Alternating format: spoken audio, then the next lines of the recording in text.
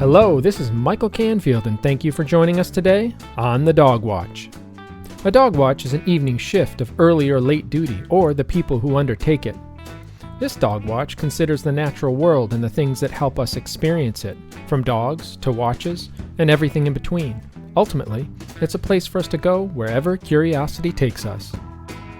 Imagine that you have always loved the design of the original Rolex GMT Master with that old bakelite radium Pepsi bezel.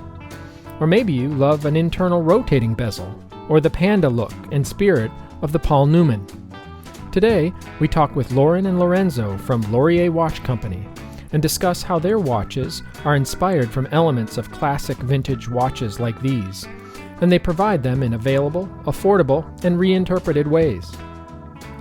In our conversation, we discuss how Lauraceae came to be, the types of watches that have inspired Lorenzo and Lauren in their designs, and discuss how they have incorporated classic and new elements into their own watches. We even break for an actual delivery of a new shipment of watches. Our feature today is the plant family Lauraceae, or the laurel family. I pulled out my handy flowering plants of the world and reminded myself that the laurel family has about 2,500 species worldwide, and these plants are most common in the New World tropics and Southeast Asia. The most commonly encountered products of plants in this family are bay leaves, cinnamon, and avocado. This family also contains the familiar and aromatic sassafras, as well as the ornamental laurels that have inspired the Lauraceae symbol and name. Without any further botanizing, here is the conversation with Lauren and Lorenzo.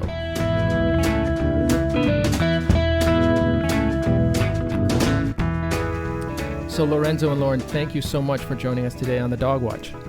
Thanks for having us. Thank you so much for having us. So where do I find you today? Are you in New York City? Yes. That's right, yeah. How is it there today? What's going on in New York? Well, it's snowing right now. Yeah, it's beautiful. We're sitting at our table facing the window and snow's falling.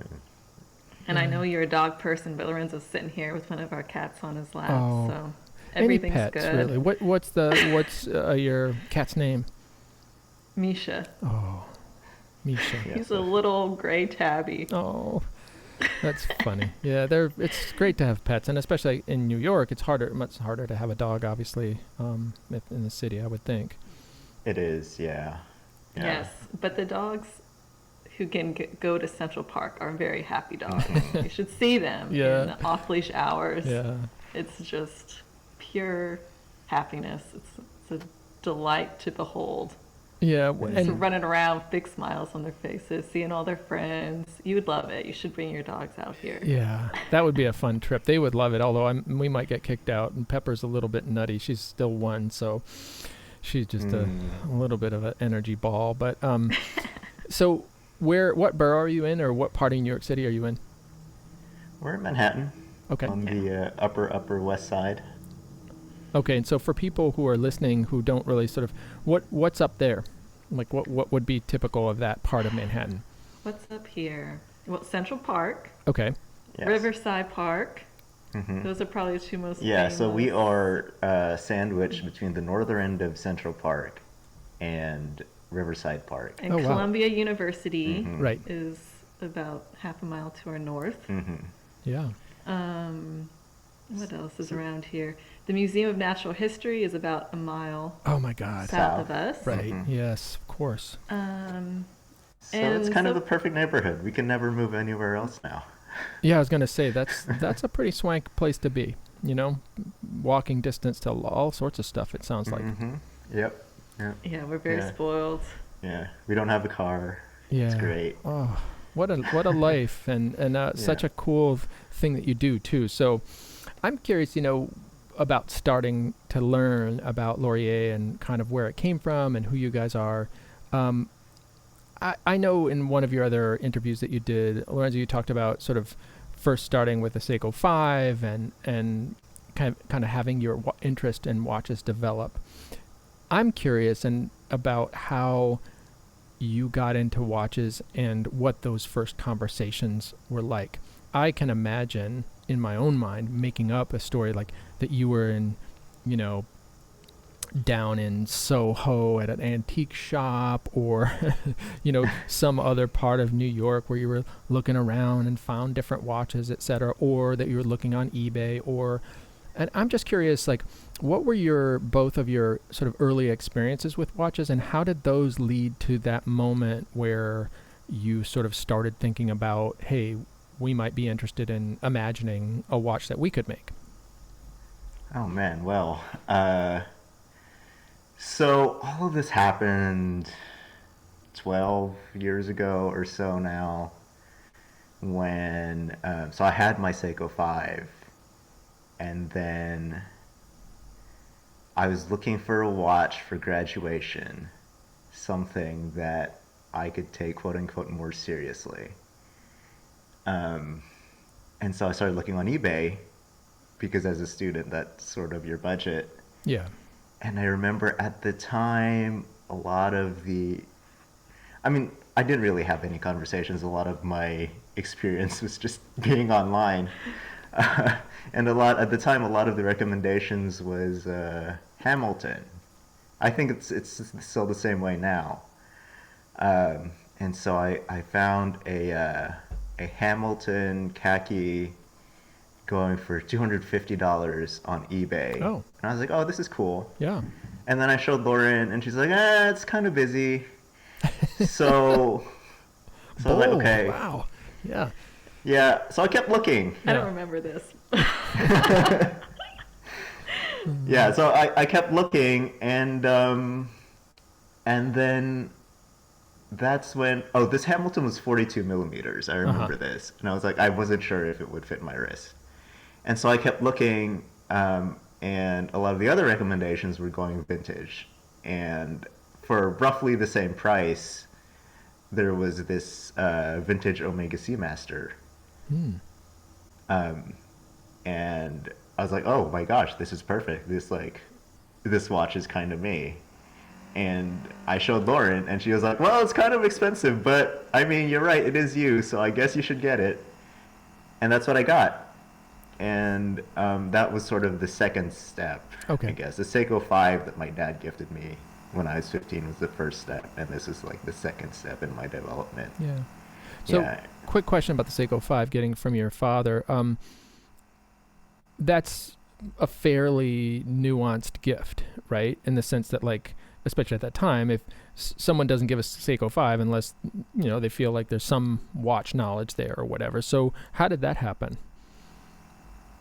You know what? I have no idea. I've not asked my dad about this.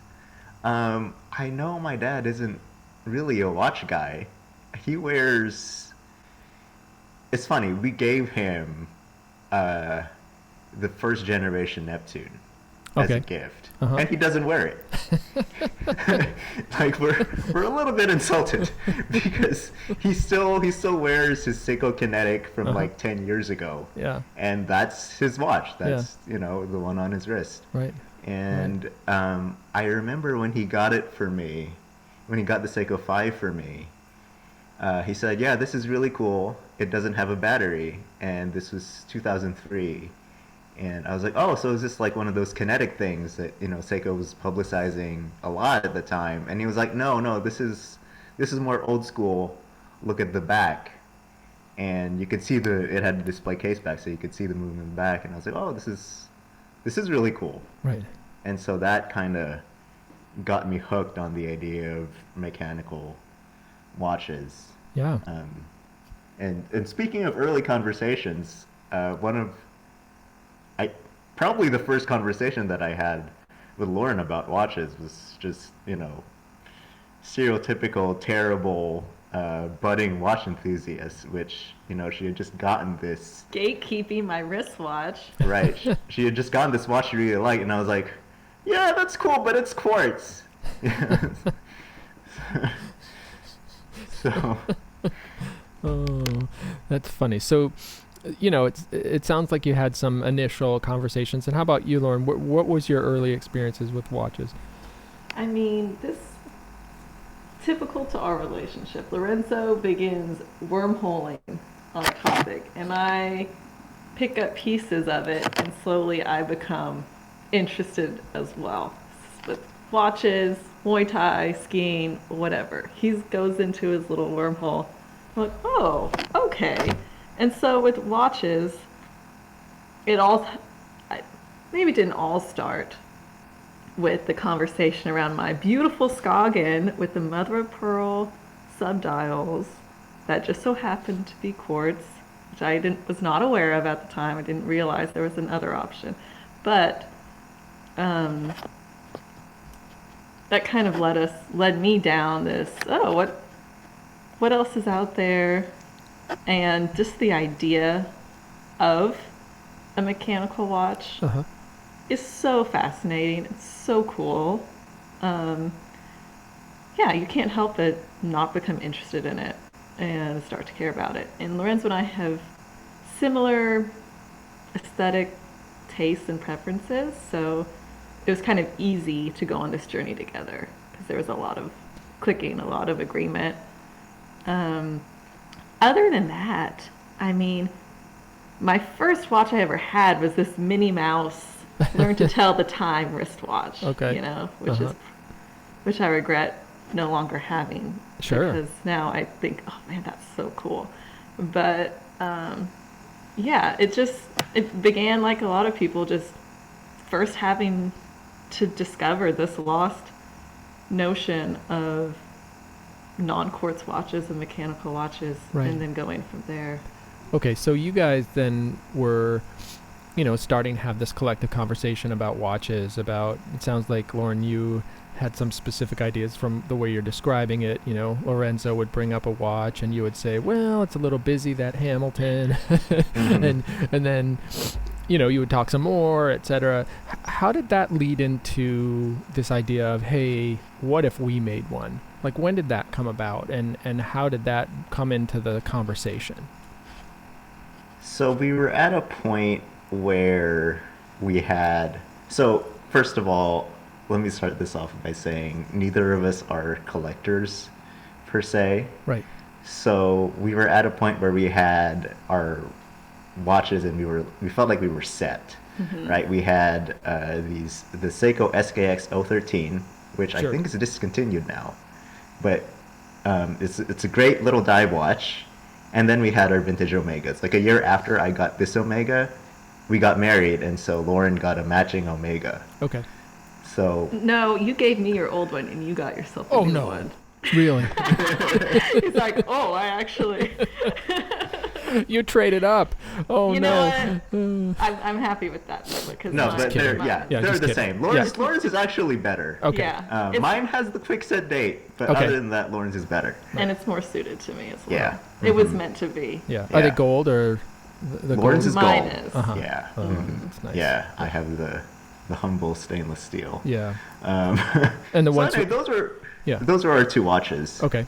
And Lauren's cousin was getting married, and on the way up there, I was taking a shower, and I left my Omega on the bathroom counter, and just by virtue of that, it had fogged up. Oh, yeah. And so I had to go to this wedding without a watch on, and it felt terrible. I obviously I couldn't wear the Seiko because that was, fancy wedding. I couldn't wear this very rugged dive watch. Well, I don't know, but yeah, okay, I get it. Yeah, you're right. Like, there are no rules when it comes to this. In hindsight, maybe you could have. Right. I think maybe I could have, but it didn't feel right to me at the time. Now and it felt terrible. Yeah. Now you have the status in the watch community to be able to do that, right? It's like James Bond, right? Like, he could do that with a tux because he's James Bond. Right. I can't really do that yet. And I say yet, right? Like, when I become famous exactly. or whatever, Growth I can mindset. do it. Yeah. Growth mindset. Okay, so you're at the wedding. You can't wear the Seiko 5. So how did that lead to, like, let's start a watch company? Well, so then we got home, and this was during the summer. This is during the summer. And we were both teachers at the time, so we had summer off. Mm-hmm. So we had time to really dedicate to scheming. Right. And dreaming about this. Right. So I was like, let me find a watch that covers all the bases. To get that James Bond moment of I'm in a tux and I can wear this, with shorts as well. And I just couldn't find a watch that would suit me and our budget. Right. Yeah. And this was at a time, there's more options now in terms of size. It's really progressed quickly. But at the time when you were looking for a diver, there were all like 42. Right.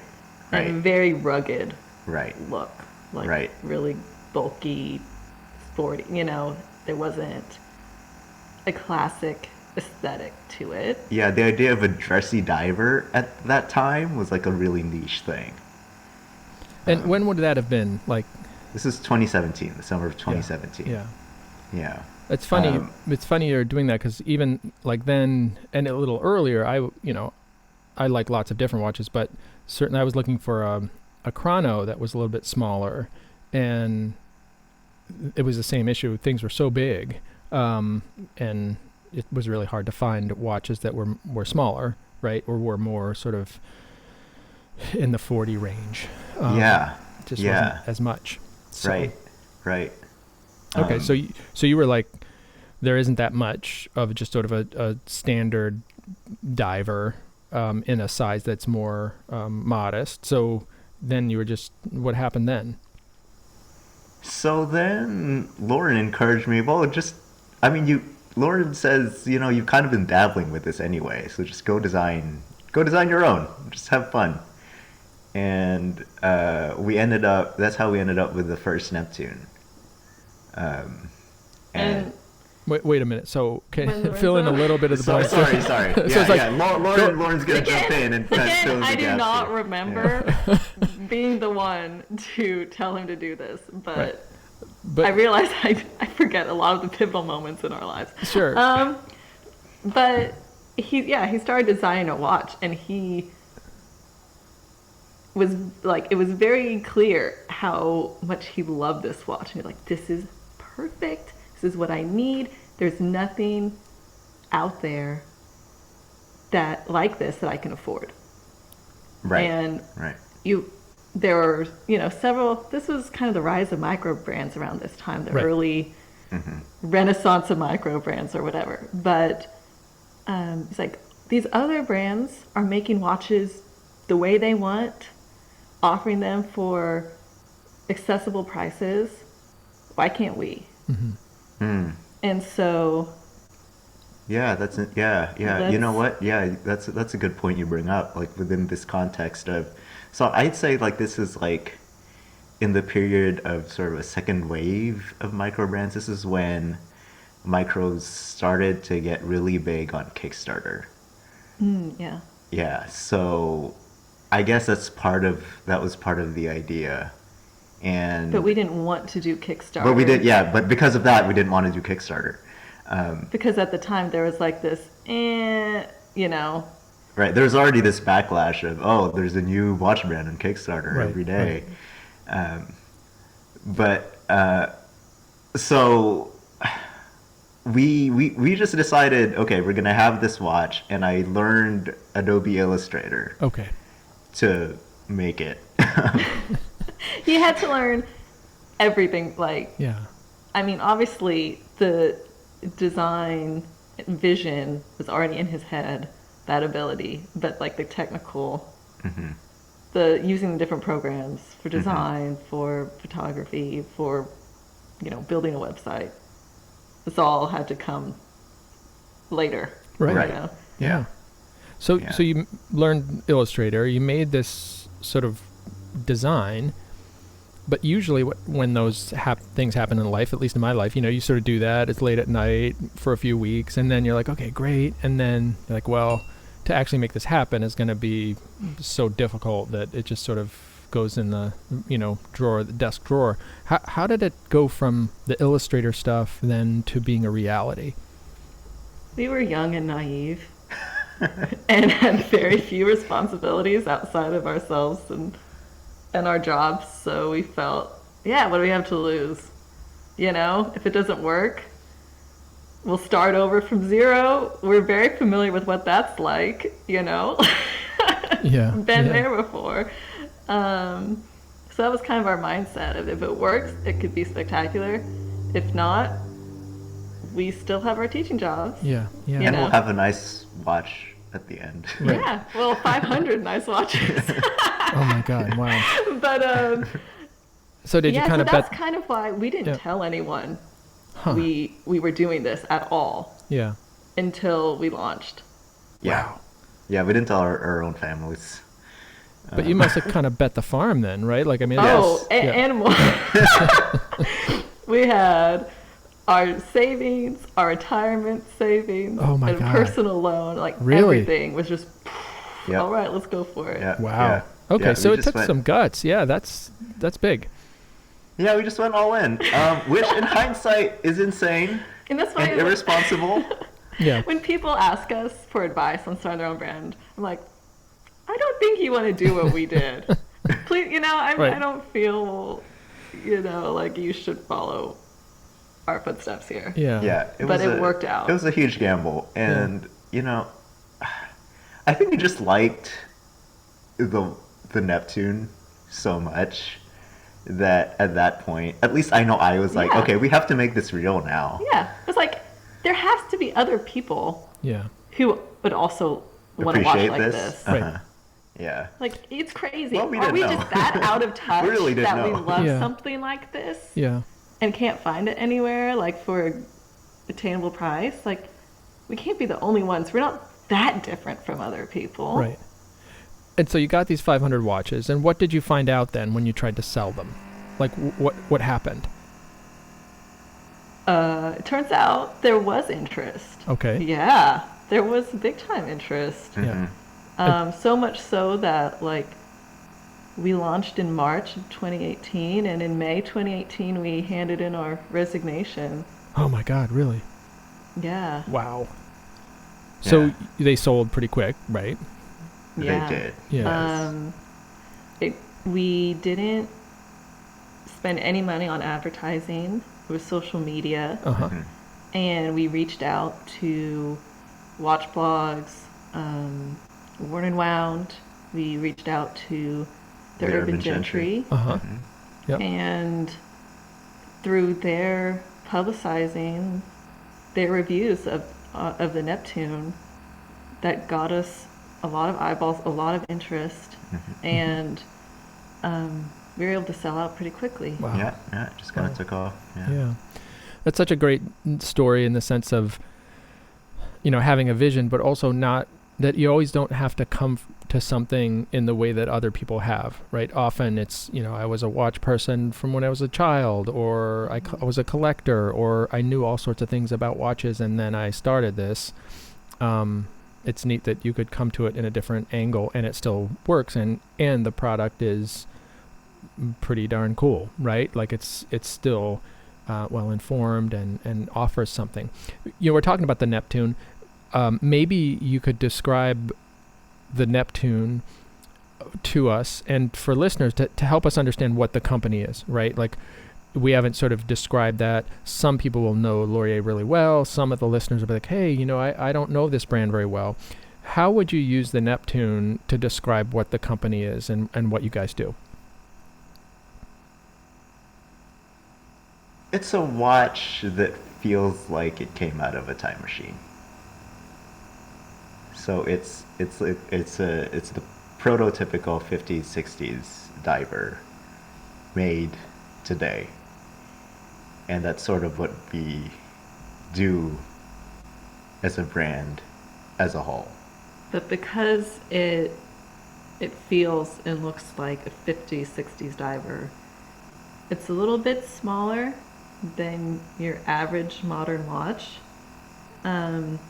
Even though it's a tool watch and has, 200-meter water resistance, it has clean lines and a very simple, elegant aesthetic to where you can wear it with a suit and you can go diving with it. Yeah. We were looking for an all-around, everyday watch that would look good in any situation.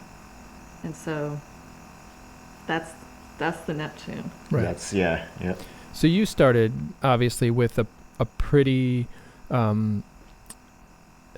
classically inspired dive watch, right? It has a black bezel, a rotating black bezel, has white hands and markers, it's stainless steel, but it's only something like 13 millimeters thick and 39 millimeters wide, which is, as you said, a little bit smaller and more wearable than kind of those original divers, but also many of the divers, the Rolexes, the Tudors that were being produced at the time. Is that fair to say? Well, I think those those original divers are really wearable, but if we go back into the 60s, that's when, I mean, when you okay, I'm gonna get super nerdy now. Forgive me in advance. Totally fine. I'm like the biggest nerd ever. Okay. So in a lot of different areas. So go for it. Okay, so when Rolex transitioned from the no crown guard subs, reference 65, 38, 55, 08, 55, 10, to the crown guard subs, which is 55, 12, 55, 13. That's when, with those crown guard subs, I think that's when they really laid the foundation for the references we have now. And so as a brand, we wanted to go back to the earlier ones, which personally I think are cooler. And obviously very, very inaccessible nowadays. Right. So we sort of wanted to revive that design aesthetic and make it available, just readily available to anyone who thinks the same way we do, where it's like, oh, that's really cool. Why doesn't anyone do that anymore? Yeah. Yeah. And when you say accessible, you mean with respect to price, right? Right. And yes, I guess availability. Yes. Right. And Yes. I mean, obviously, this is all relative, because spending $500 on something is a lot of money. Right. But in the world of watches, for what we offer, there are other options that are much, much more expensive than that. Right. So this is the best we can do in Yeah. terms of having a quality product that meets the requirements of a tool watch,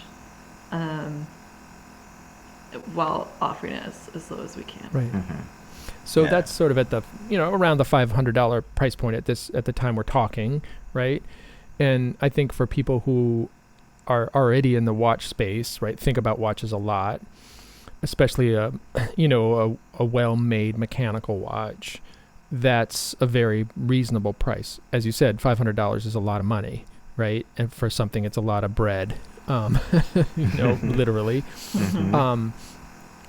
But for people who don't, sort of look at Rolex prices and things like that, like, Tudor is the sort of poor person's Rolex. Those are $4,000 or $5,000 to start, and then the Right. Rolexes are, twice that, vintage up, $15,000. Like those are, car prices, or those kinds of things. So I think what you're saying, just so listeners kind of have a sense if they haven't dug into this yet, is that you were hoping to create something that was more attainable, while really offering a very similar kind of experience to some of those earlier divers. Is that right? Yes. Yes, exactly. Exactly. Yeah. Even to the point where, just like the old watches, we use an acrylic crystal or Hesselite crystal, just to get as close to the original feeling and aesthetic as we can, because there is a difference. It's very slight, but it does make a big visual difference to have a clearer, warmer crystal on it, as opposed to the more common sapphire now, which is a little harsher and a little colder. Right. Mm-hmm. That's something That was I wanted another to, thing we couldn't find. Yeah. We had to do. That's something I wanted to ask you about, because I think if you look, you go to your website, you look at these watches, like, wow, they look beautiful, wow, cool. And then you look at other watches, like, oh, those are cool. You wouldn't necessarily know that unless you had them in the metal, as watch people say, or in your hand, and looked at that. So can you describe both the decision to go to Hesselite, like what that is, and then why you would do that? What is really different about that than, say, Sapphire? Well, for me, so I guess it was. I'm going to call this decision as first selfish, secondly naive. um, so for me, the experience I had with that was I was working across from Grand Central Station. My like first quote unquote real job was for this financial firm, and on my lunch break I would cross the street and go into Grand Central Watch, and this was 10 years ago, so they could actually have these vintage Rolex Submariners on the window, and they just had a dimensionality to them that the modern references don't have. And a lot of that is because of their bubbly plastic crystals. Yeah. And I mean, you can compare, the Sapphire Speedmaster and the Hesselite Speedmaster. It's a world of difference. So, for me at least, What's right? the difference? Like, for someone who doesn't know that, right? If you had those two It's- different watches, like, what's different about it? It's a little more of a sparkle versus a glare. It's a little clearer. It doesn't have, it's not as reflective as Sapphire. Right. So Sapphire will look glassy and cold. Okay. And so people describe acrylic as warm because that really is the contrast. It's a little bit like, to use, I don't know if it's a good analogy, but it's a little bit like the audio from a vinyl record versus digital recording. YouTube Right. video. I don't know. Yeah. It's a very minor but very noticeable difference. Yeah. And Right. it's one of those things when it was making a list of what do we want in a watch that we can't find. Right. Size, wearability, durability, price. And then it came down to aesthetics, design, features, and the Hesselite crystal was one of those features. Yeah. And that's, we could tell the difference. Our old Omegas, they had an acrylic crystal. Right. Right. Right. So we had that Yeah. personal experience of like, we couldn't buy ourselves a vintage Rolex at that time. But we had vintage watches that had acrylic crystals, so we knew exactly what Right. Yeah. we were looking for. Yeah. And the quest to produce a watch with an acrylic crystal really narrowed down our choices for manufacturing. And because it's kind of a lost art, mostly because Sapphire is so popular that a lot of manufacturers don't have the capacity or the knowledge to do it. And so it really narrowed down our choices to who we could go with. But we did have prototypes made of the Neptune with the sapphire crystal. Right. And but we that- knew then, looking at it, we can't do sapphire. Right. Really? Right. We Is that can't do clear? this. Mhm. This Yeah. is not, this is too cold. Yeah. Well, yeah, it's not what we wanted to do. Yeah. Yeah. Yeah, but the whole Sapphire Neptune prototype was kind of an accident. Yeah, but to go back to what I was saying earlier, it was like honestly sort of a naive choice because I remember thinking, okay, Sapphire is a standard, and I don't know how the market would receive a plastic crystal. Yeah. And so I Googled it. I was like, okay, Hesselite versus Sapphire forum, right? And so you look at the discussions, and from those discussions, like it was about half and half.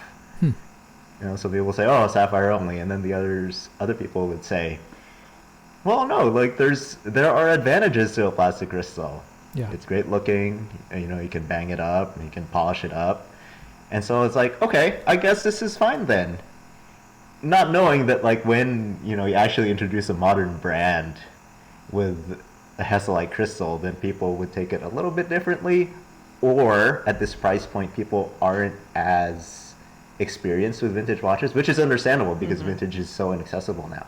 Right. But I also think that we weren't expecting our brand to become so visible. I don't want to say mainstream because we're in no way mainstream, but so visible to people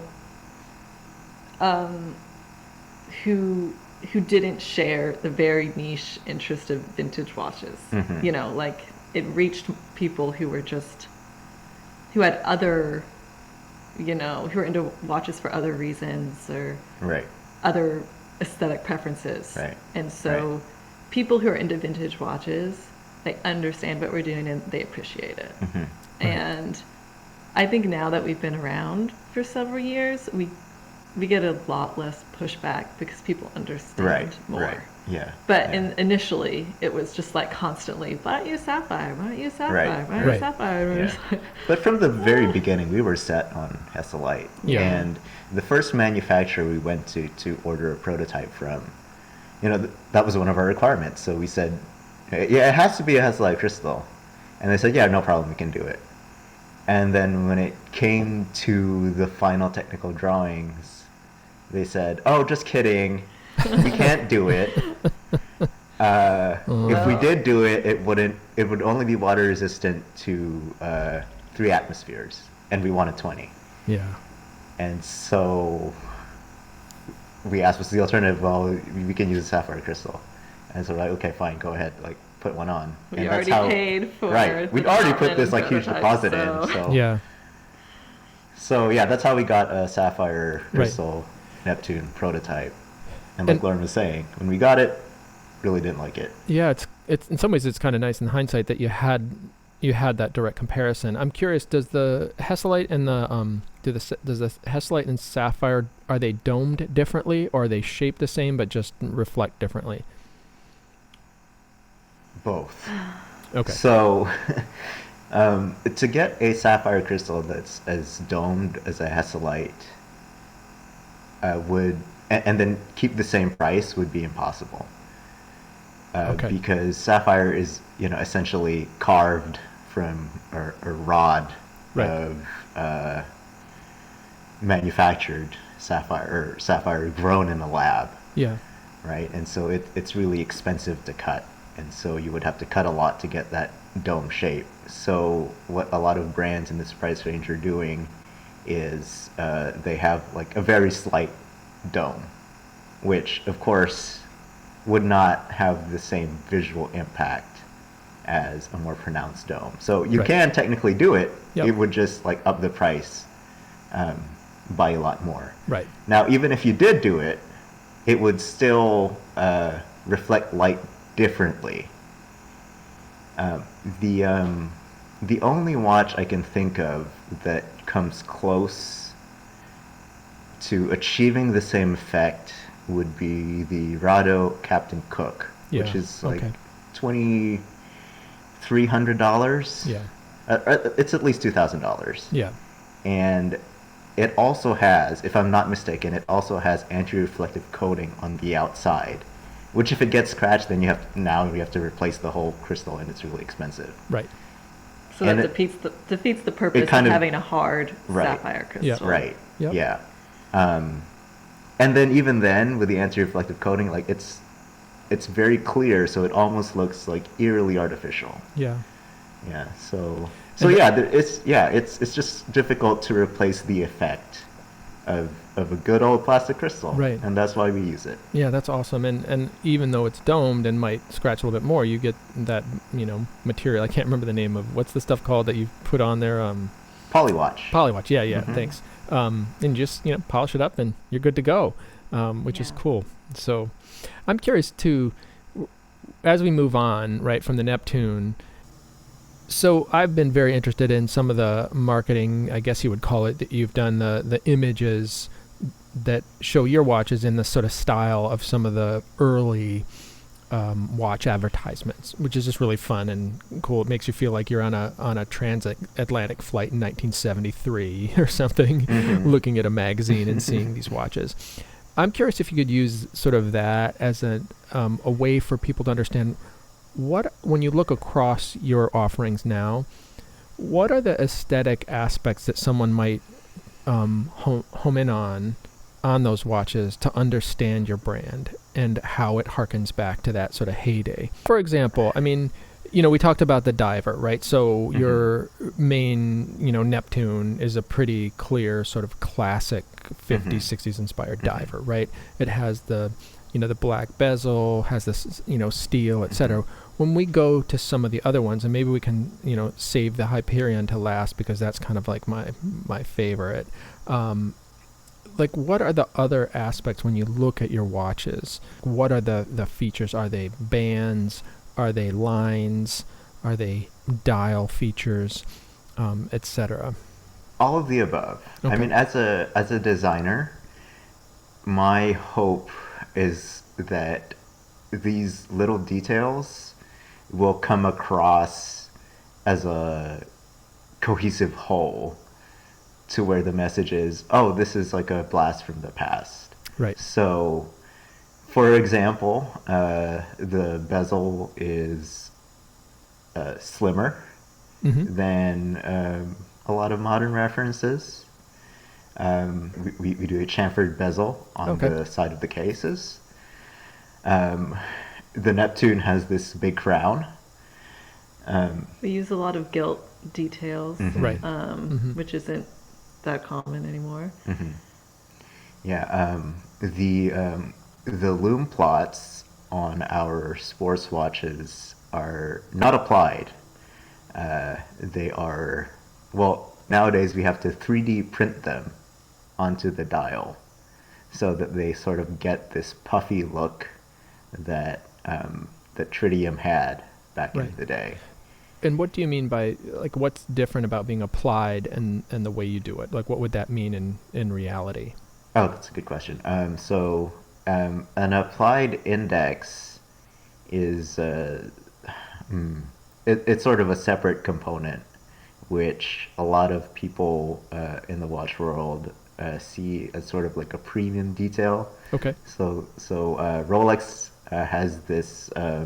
They do them in white gold, right? So it's like a white gold shape, or sort of circle, triangle, rectangle, and then they fill it with luminous compound, and then they apply it onto the dial. Ah. Right. Whereas back in the day, they would just paint these indexes on the dial. Right. Right. And I sort of like that aesthetic more. It's like simple, it's cleaner, it's utilitarian. And so that's, one detail that we go back to. But with the 3D designing our print, watches. it's just a lot of loom. It's Right. just very thick. Right. Which is more like the brush stroke of some, I mean, you look at those old vintage watches and it's not as laser focused, right? It's not nanotechnology, right? It's, Right. you can see that it was put on with a brush, or you can see that it was hand applied. Yeah.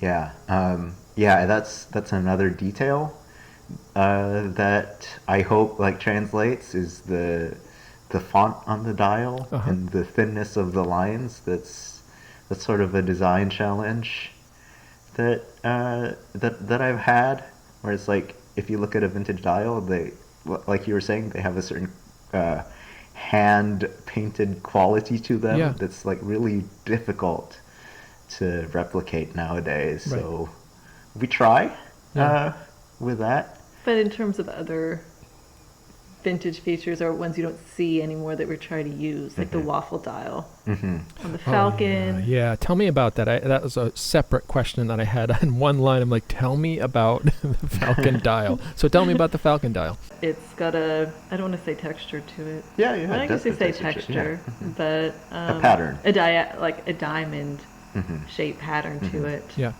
Sometimes referred to as a waffle dial. Right. But it gives it a little bit of... It gives it some class. It gives Yeah. it's a little point of interest. It's not... You can hear our cats that wrestling was in the nice. background. Thank you I'm for sorry. contributing. Nap time has been interrupted. Oh, Okay. sorry. But, so the Falcon dial, it's got a diamond texture to it. Yeah. So it gives it a little point of interest, but it's not super busy. And it just kind of, I don't know. Well, It's an elegant touch. right, exactly. So my inspiration for that was the predecessors to the Rolex Explorer. So everyone knows the Rolex Explorer, and it's this great sports watch. But then you look at the references that came before it, and they had a similar pattern on the dial. So I always thought that's really classy to have that on a sports watch. Yeah.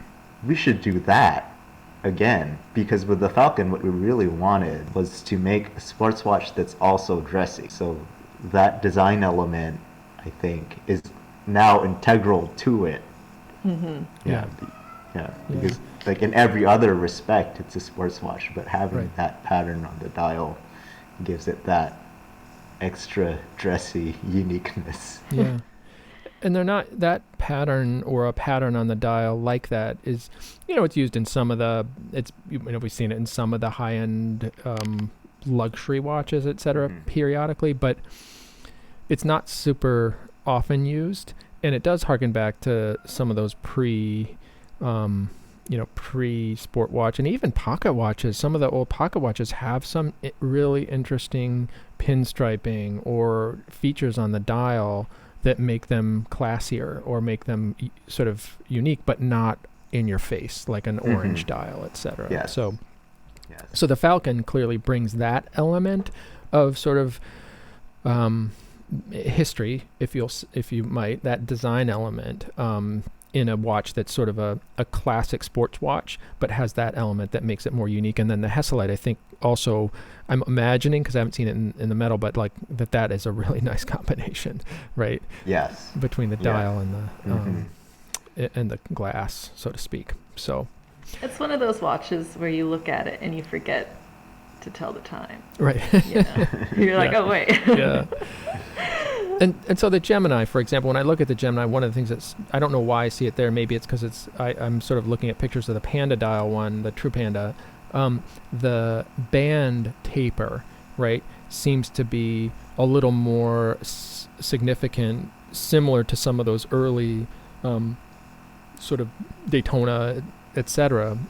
At least that's what it looks like in the pictures, which would be also another feature. Is that true? Yes. Thank you for bringing it up. Yes, that's another design element that we wanted to incorporate as a vintage touch. I mean, when we were starting, like the common band was like 20 millimeters, no taper, Yeah, like, or 2018. Yeah, which is barely anything, but that more severe taper, 20 to 16, it's a little more elegant, and it's comfortable. Yeah. And for us with our smaller wrists, it helps a lot. Yes. Yeah. Is that common on all your bands? Is it a 20 to 16 taper? Yes. Or? Yes. Yeah. They all, for now, they all use the same bracelet. Right. And then the Gemini is sort of, it has some elements of obviously the Daytona and the old tachymeter watches, etc. But what was your thought when you made that? Like, what led you to producing the Gemini, as far as from a design perspective or just from an inspiration perspective? So it's really, the chronograph is like a quintessential movement we felt we needed to have in our collection. Yeah. A chronograph? Yeah. So really the design process between, for all of our models is really the same at the end of the day. It's, it goes, oh, hey, this watch is really cool. We should make our own version of that. And I guess by watch, I don't really mean a specific watch. I mean like an archetype. Yeah. Because back in the day, a lot of these brands would share manufacturers, so case manufacturers, dials, hands, etc.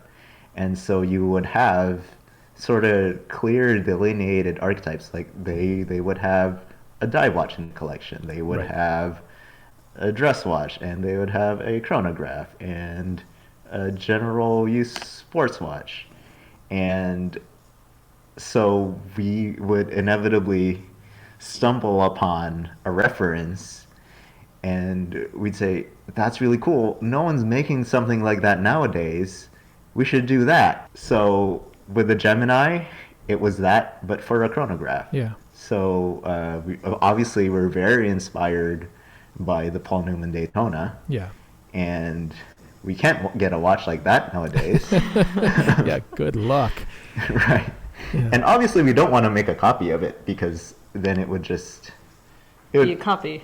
right, because then it would just be a copy. and Right, yeah. That would be weird. So our design process is basically, okay, let's say we had existed back then, what would we have done? Yeah. And It becomes more than the sum of its parts. Yeah. Like, it really has its own personality. Yeah.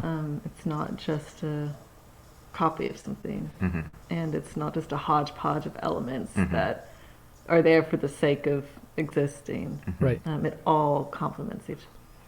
Which So. seems to me from the outside, one, that's a pretty delicate balance, and two, the judge and jury for that is the watch community, right? If you don't do it right, you're not going to sell them to enough people, right? Like, people are going Right. to know and not be attracted to it. So it seems like you were able to kind of tread a pretty fine path that appeals to people, but isn't just isn't a sort of knockoff copy and stuff. So, two others before we get to the Hyperion.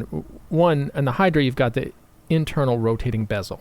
Tell me about that decision, because that's pretty specific. It's not I don't know if you'd call it a complication, but a feature. So that one came about because I was at a Red Bar meeting. So for your listeners who don't know, Red Bar is a watch club that has several chapters in cities around the globe. And I was at a Red Bar meeting, and someone had a vintage, I believe it was a Bulova, super compressor, and it had this internal rotating bezel. And he handed it to me and said, "Hey, play with this." And I did, and I was like, "This is so cool. We should do something like this." They are cool. I have to say, I agree. Yeah, just to turn that crown and then to see that bezel turning inside of it, it's endlessly amusing. Yeah. Yeah. So smooth. Yeah. So cool. And Yeah. so for our listeners, what does that internal bezel do, aside Well, from turn? Well, you use it as a second dial, so to speak, in terms of your hour markers or minute markers, or however you want to use it. We have it's military style, so it has minute ticks up to the 20, and then it's hours from there. So you turn it, and then you can basically use it to time whatever amount that's elapsed, whether you're timing minutes or hours. Right. But with the hours, the advantage of having a 12-hour bezel is you can use it to track a second time zone. So you can turn it maybe, -3 hours. If you're tracking, like, we're in New York, we want to track California, just turn the bezel, and then you can reference the number on the bezel for what time it is in Right. California, Right. and the dial for what time it is here in New York. Yeah. So it has it's- elements of a sort of a GMT Right. movement, although Right. we'll get to that with the true GMT movement in the Hyperion. But plus, it's just, as you say, I think for the most part, it's just kind of fun, right? You can use it as a timer or as a sort of time zone question, but it's also just a really neat mechanical feature, I think. Yeah, yeah. It's My just cool. hypothesis with regards to that, I couldn't find any information on the internet, but my hypothesis with regards to why they made internal bezels in the first place was because back when they were made, external bezels weren't ratcheting, which means that they weren't clicking. Okay. And so the friction bezels would go out of place. Huh. They can be And more easily nudged. Right, Right. out they'd of be place. easily, Right. they're more easily nudged. And so my guess, this is all a guess. Sure. My guess is that manufacturers at the time said, okay, let's put the bezel inside the case and have the crown manipulate it, and that way it's less likely to be knocked over. Right. Right. With a sleeve or whatever. Yeah. Right. So Cool. I'm not sure if that's actually the case, Right. but either way, it's a cool design that we had to do. Yeah. And it's not super common, or it's not on offer on a lot of different watches. I mean, certainly the Seiko Alpinist, right, or some of the, not the new ones, but the more recent ones, you can get it here and there, but it's not super common. So it's nice to have that more unique element in your collection. And speaking of unique, I mean, I know the Safari is a limited edition that you did, but it has this copper colored dial, which is really unique and has to be mentioned. It seems like it's sold out. I don't know, is there coming back? Is that right, that was a limited edition and done? It was. Yeah. It was a one-time deal. Yeah, so. but tell me about the decision to make a copper colored dial. I mean, it's really the same story as the other watches. I guess why I'm asking those questions is that, like, what is the reality of how this process moves? How these things come into existence. So that's totally fine, right? There's no shame in that. So how did it happen? It's something like seeing a watch and being inspired by it, and then that influences your design choices later on. Basically, the path is, this is really cool. Why don't people do this anymore? Let's do it. So with the Safari, what happened was, we were at Wind Up 2019, and this gentleman had this watch on with the copper dial, and he was at our table, but from afar we could see, man, it was this 32 millimeter Rolex bubble back like we could just see, cool. It was so cool. We saw it from afar, and we're like, what is that watch you have? And then he showed us, and he was talking about how he had inherited it, and he had just gotten it restored. And we took a picture of it, like, right away. Right? Sure. This is awesome. We don't know why no one does this anymore. So, so here we are. So that just sat in our heads for a while. Sure. And we didn't really do anything with it because it wasn't, we kind of already had our watches going on. But when we had the opportunity to do this Safari, then we're like, wait a minute. Yeah.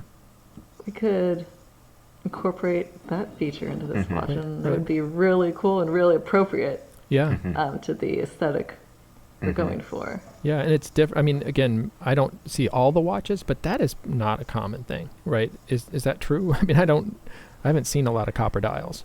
No, it's definitely not a common thing when you take into account, all the watches. But it has gained quite a bit of popularity in our little niche. Yeah. So I have to say, we're not the first ones to do it, and people will say as much on the forums as well. But yeah, I straight up told this story on the forums because I said, listen, like, this might be the watch that inspired like all of these little brands to do this thing.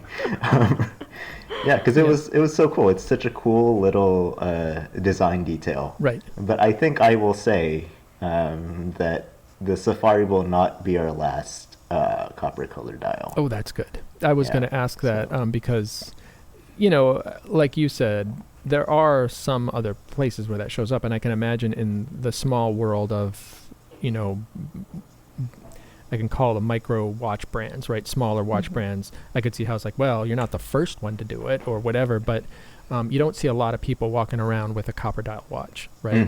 Like, I don't know if I've ever seen one, as they say, in the wild, but I'm glad to know that they could be available. And that, I think that gets to some of what you offer. It's that right now, you did this limited edition, right? I couldn't get a copper colored dial from you guys, right? It's not out there yet, right? It's not out there now, and it doesn't sound like your brand philosophy is like, okay, let's keep Mike wanting that, right, forever. Instead, it's like, oh, if people really want these things, it's not going to be that exact thing, but finding a way to affordably, I also can't get a Daytona, right? There's just no way in the world I'm ever going to have a Rolex Daytona for a lot of reasons. But, it can have something that has some of those design elements. It's a really nice watch, right? And has other elements that are there too. So it sounds like that copper kind of has that piece too, which is fun. Do you know, is that going to be a while? It might be a while. It might be a while. Okay. Yeah. Right. Just so listeners have appropriate expectations. But it's designed. Yeah. Oh, oh, okay. Yeah. Cool. It's designed. Technical drawings are done. Okay. We just got the email with pictures of the first dial prototypes. Oh, There's fun. some things we're going to change. Yeah. But Oh, fun. yeah. Wow, that's Yeah. awesome. All right, I have one more watch to talk about, and then a couple very quick questions, and then I'll, let you go back to your big boxes in the that just showed up, which is awesome. I know we took a short break in the recording of this to have a actual shipment of watches come in to the Lauraceae watch company, which is so genuine and awesome. I felt honored to have that. It's very happen. exciting. You're a good sport. Yes, I'll have to. Now, you wouldn't tell me what's in them because they're a very special thing that's all under wraps, but that's makes it even more exciting. So, so the Hyperion, right? Like I'm not going to be secretive about it. That's my favorite. I think it's an unbelievably cool watch, partly because it's a GMT that's thin, right? It's not a big watch, and it has a nice complication and great bezel. Tell me about what a GMT is, where the Hyperion came from, and where that fits into your collection. The Hyperion is our version of a classic GMT watch, and what that means is that so the GMT was developed. The story goes the GMT was developed by Rolex at the request of Pan Am Airlines. Their pilots needed to find a way to track another time zone quickly.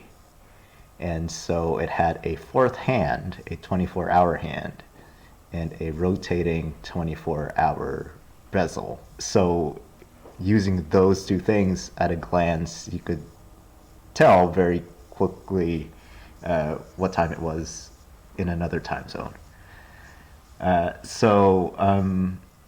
The main inspiration for the Hyperion was the original Rolex GMT, which is reference 6542. That was also quite a small watch. Oh, really? Didn't know that. Okay. Yeah. I think it depends on where you look, but sometimes it's listed as a 37 millimeter watch. Other places it's listed as a 38.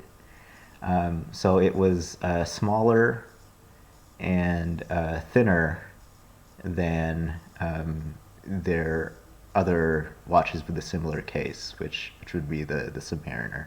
So with the Hyperion, we sort of wanted to take it in the same direction with relation to the Neptune. So Right. we reduced the water resistance from 200 meters down to 100, which made it possible for us to make the case a lot thinner. Because with that high level water resistance, a lot of it comes from the thickness of the Right. materials. Right. It's not anything else than just how thick the case back is, how thick the crystal is in terms of withstanding pressure at Yeah. that point. Yeah. The difference between being in water that's 100 meters deep and 200 meters deep is just the pressure. Right. So, But 100 meters water resistance for a watch, for those who aren't always talking about this, is kind of the area where it's like you can generally swim with it. You don't have to worry about it in the shower, right? Like just general activities. You're not Right. necessarily going to dive with it, right? Right. But most Right. people, right? well, Yeah. you can. Although, I mean, that's the... yeah, with our watches, we have them individually tested. So Oh, you do? Yeah, Okay. so you can actually dive to it down to And 100 meters. 100 meters is the depth for a dive watch. Right.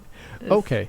That's helpful. yeah. So, because from what I understand, a lot of companies, right, the question of, water resistance is kind of the Wild West, right? You never know what the 100 Yes. means. But for you guys, you suggest that you've tested them.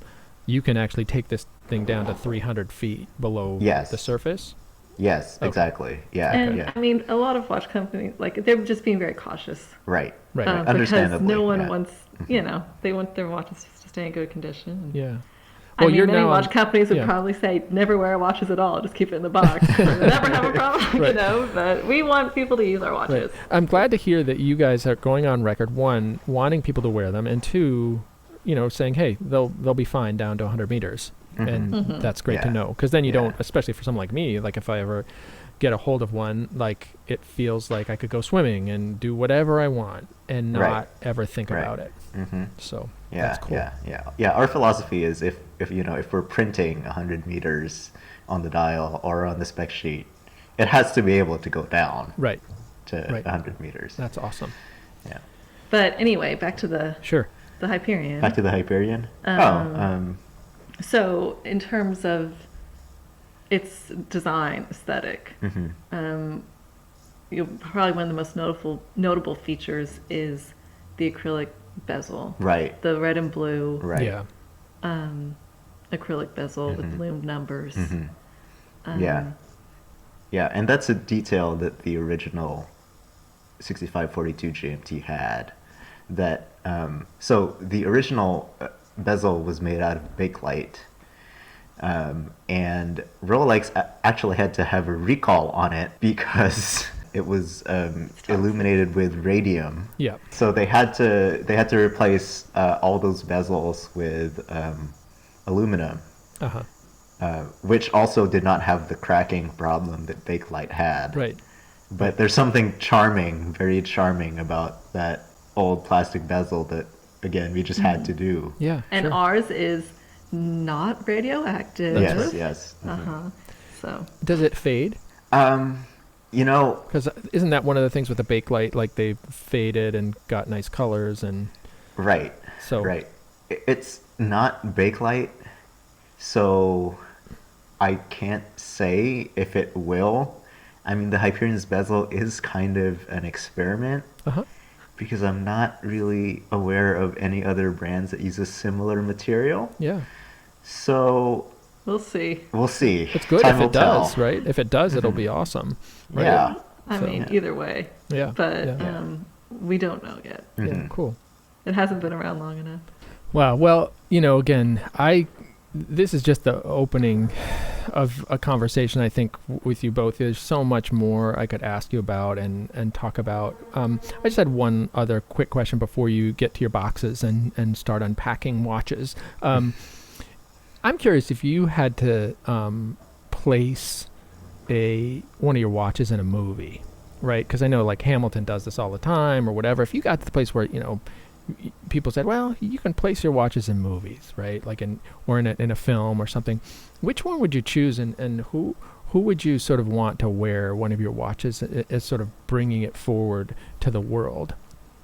Oh, man. Ooh. That is a great question that I do not have an answer to. You know what?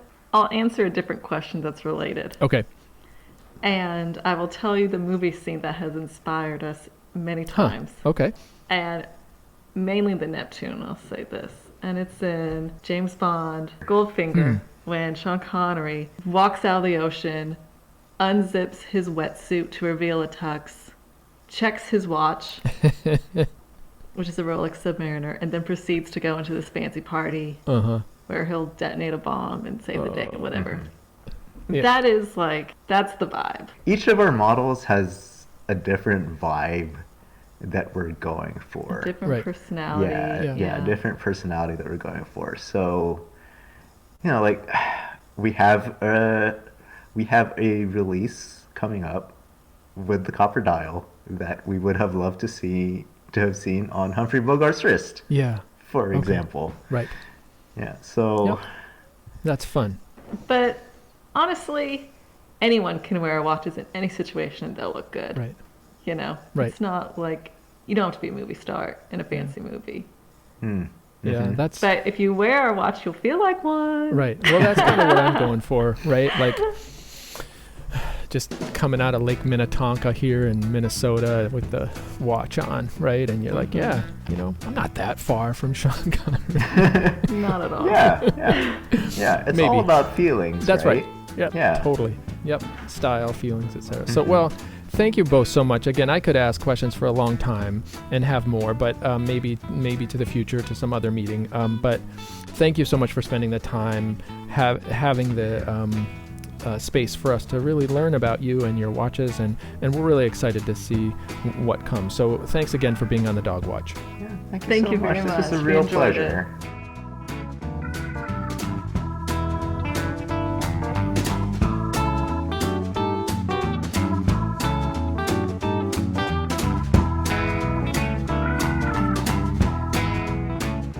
Thanks again to Lauren and Lorenzo for joining us today and for sharing their perspectives on watches. Don't forget to write a short review of the Dog Watch on Apple Podcasts and to subscribe, as it helps us get the word out to others. Our music credit today is Whiskey on the Mississippi by Kevin McLeod, courtesy of Creative Commons. Until our next shift, this is Michael Canfield thanking you for joining us on the Dog Watch.